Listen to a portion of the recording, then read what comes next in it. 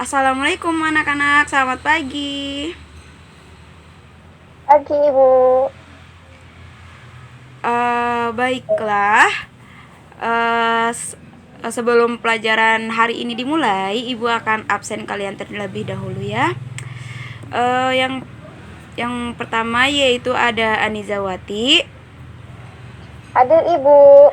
Yang kedua ada Farida Srifasya. Hadir, Bu. Baik, sebelum pembelajaran dimulai, eh, kita akan membahas mengenai perilaku menyimpang.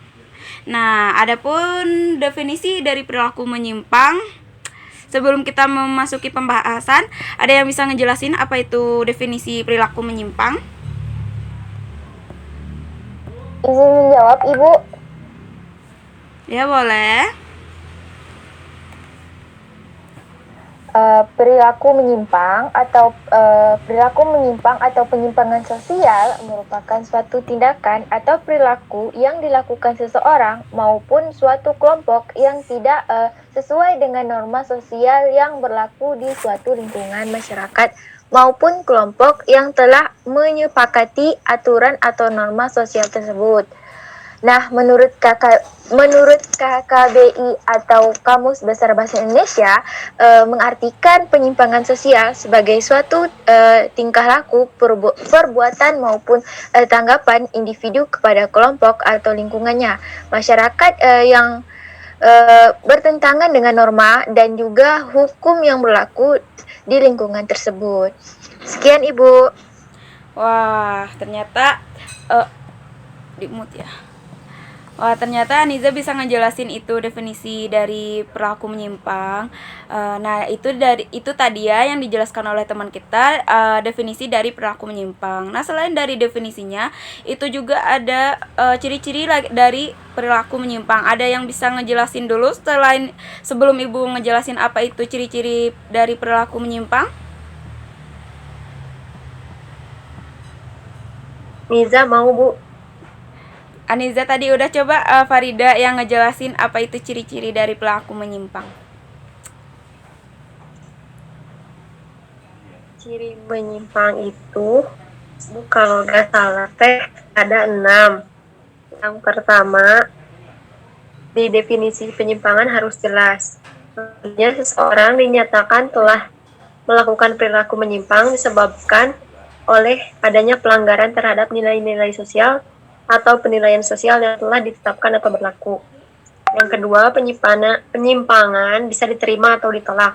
Perlu diingatkan bahwa perilaku menyimpang itu bersifat positif atau negatif. Perilaku menyimpang yang bersifat positif akan diterima oleh masyarakat, sedangkan perilaku menyimpang yang bersifat negatif akan ditolak oleh masyarakat. Yang ketiga, penyimpangan relatif dan mutlak. Tidak semua manusia sempurna, Bu, dalam artian tidak pernah melakukan perilaku buruk dalam kehidupannya. Yang keempat, penyimpangannya terhadap budaya nyata dan budaya ideal. Maksudnya, budaya ideal, peraturan yang telah ditetapkan secara jelas. Misalnya, peraturan lampu lalu lintas, norma yang berlaku. Sedangkan budaya nyata yaitu penerapan budaya masyarakat itu sendiri seperti tradisi. Yang kelima, terdapat norma sosial menghindarkan dari perilaku menyimpang. Bila dalam kehidupan masyarakat terdapat norma yang bersifat melarang, maka akan ada norma lain yang menghindarkan dari perilaku menyimpang. Norma ini dinamakan sebagai norma penghindaran yang bersifat semi-institusionalisasi. Misalnya dalam sebuah kos-kosan khusus wanita, untuk menghindari perbuatan yang tidak diinginkan, maka kosan itu wajib memiliki aturan semacam tidak boleh membawa pria. Yang terakhir, penyimpangan bersifat adaptif. Bersifat adaptif ini maksudnya menyesuaikan. Karena sebuah masyarakat manapun tidak akan mampu bersifat statis dalam mengikuti perkembangan zaman. Maka diperlukan penyesuaian dan ini pasti memerlukan suatu perilaku menyimpang. Tapi perilaku menyimpang di sini tentunya harus yang bersifat positif. Jadi mengikuti zaman itu jangan yang negatifnya, harus yang positifnya. Begitu, Bu. Nah, benar sekali tadi apa yang dijelaskan sama Farida ya. Nah, oh iya tadi Ibu lupa ada definisi menurut para ahli. Ada yang bisa ngejelasin itu apa definisi perilaku menyimpang menurut para ahli? Tadi Ibu lupa loh. Coba jelaskan dari kalian ada yang bisa ngejelasin? Izin menjawab, Ibu. Menurut Paul B. Horton, perilaku menyimpang adalah setiap perilaku yang dinyatakan sebagai pelanggaran terhadap norma-norma kelompok atau masyarakat. Nah, yang kedua, menurut Robert M. Z. Lawang, penyimpangan sosial adalah semua tindakan yang menyimpang dari norma-norma yang berlaku dalam sistem itu untuk memperbaiki perilaku tersebut. Sekian, Ibu. Terima kasih. Nah, itu tadi ya ada penjelasan definisi menurut para ahli dari perilaku menyimpang. Nah, sekarang Ibu mau ngejelasin mengenai teori apa saja yang terdapat dari perilaku menyimpang. Nah, dari perilaku menyimpang ini terdapat 4 teori. Yang pertama itu teori differential association yang dikemukakan oleh Edwin H. Sutherland. Dalam teori differential association ini, penyimpangan sosial dianggap terjadi karena pergaulan berbeda. Perilaku menyimpang dipahami terjadi karena proses ahli budaya. Melalui proses tersebut, seseorang mempelajari suatu